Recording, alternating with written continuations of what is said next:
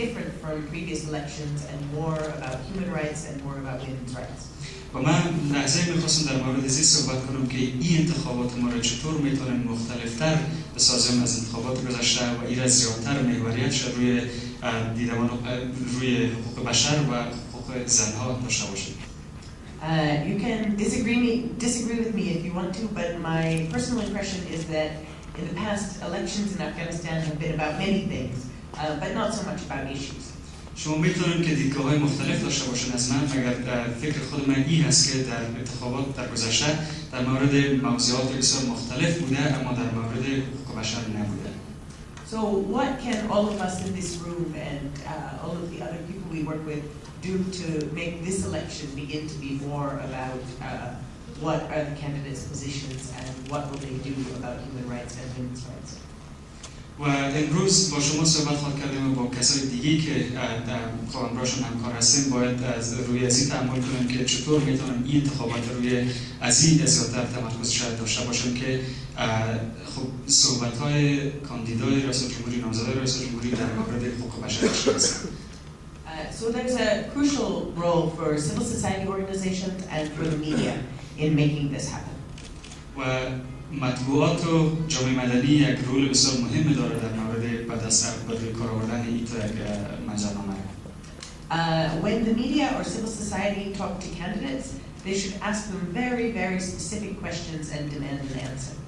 و وقتی که جامعه مدنی و مطبوعات برای کاندیدا و نامزدا صحبت میکنن از آنها سوالات بسیار مشخص با جوابات بسیار مشخص پرسان کنن.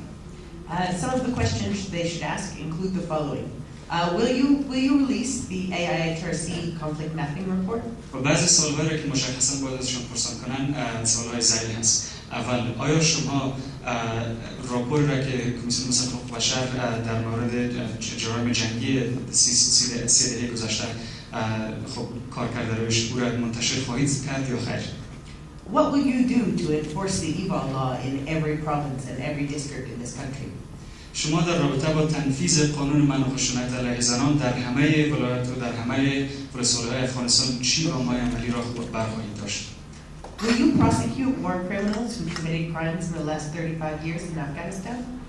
آیا شما کسایی که در جرایم جنگی آغشته بودند اونها را مورد پیگرد قانونی قرار خواهید داد؟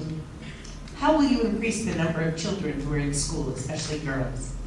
شما تعداد اطفال را که به مکتب میروند چطور میتونید زیاد بخشید مخصوصا دختران؟ Will you appoint commissioners to the AIHRC who've dedicated their whole careers and lives to human rights?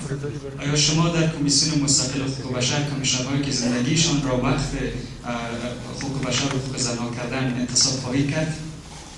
Would you permit stoning and cutting of hands to be part of Afghan law? آیا شما اجازه خواهید داد که سنگسار کردن و قطع دستها جز قوانین افغانستان باشد؟ So we should all ask these questions and more questions, and we should demand answers, and then we should encourage everyone to decide how to vote based on those answers. پس ما همه این سوال‌ها را پرسان کنیم و خواستار جواب‌ها باشیم و برای مردم تشویق کنیم که نظر به این سوال‌ها و این جواب‌ها خب تصمیم به این بگیرن که به کی رای بدن. So this should be a role for civil society and for the media, but what about women? اما این میتونه یک نقش برای جامعه مدنی و برای مدیا یا مطبوعات باشه، اما در مورد زنها چی؟ Women don't have to wait to be given political power. They have to take political power. زنها نباید خب مکلف نیستن که منتظر از این باشن که قوت و قدرت سیاسی برشان داده شود و باید قدرت و قوت سیاسی را بگیرن. If every Afghan woman votes for the same candidate, the candidate who will do the most to protect their rights, then they get to choose the president. و اگر هر خانم افغان برای یک نامزد مشخص رای بده که میخواد که این نامزد اگر خب عهد داشته باشه، تعهد داشته باشه برای تحفظ کردن حقوق زنها، پس همین نامزد میتونه برنده شود. We know that there are challenges for women in this election. We know that only about 30% of the people who registered to vote this time are women. ما میدونیم که در این انتخابات چالش‌های بسیار زیادی در راه خانم‌ها و زن‌ها وجود داره و ما میدونیم که تقریباً تعداد 30% کسایی که برای رای دادن ثبت نام کرده‌اند خانم‌ها هستند. We know that the only female presidential candidate has been disqualified. ما میفهمیم که تنها خانمی که خود نامزد کرده بود برای ریاست جمهوری نامزدیش باطل اعلام کردن. We know that there are serious security threats to some of the polling stations, and there aren't nearly enough female police officers, like our brave colleague in the front row, to provide security for these polling stations.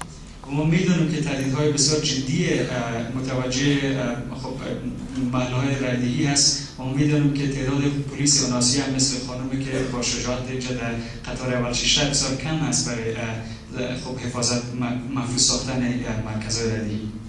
But in spite of these obstacles, it's still possible for women to send a message to all of these 11 candidates that this election is different, and in the future things will be different as well.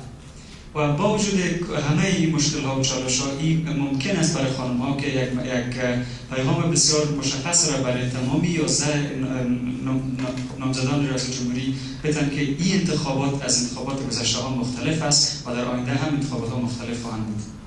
Women can go to speeches and meetings that are held by the candidates, and they can demand commitments from these candidates. و زنها میتونن که در سخنرانی ها و در مجلس که این کاندیدا برگزار میکنن برن حضور بیافن و از اینها خواهان تعهد باشن. And they can say to these candidates, if you don't have the support of women, if you haven't demonstrated to women that you represent their interests, then you can't win this election. و از بر اونا گفته میتونن که و بر اونا بگویند که اگر شما پشتیبانی زنها را ندارین و اگر تعهد شما را در مورد حقوق زنها آشکار نساختین پس این انتخابات برنده نخواهید شد. Thank you.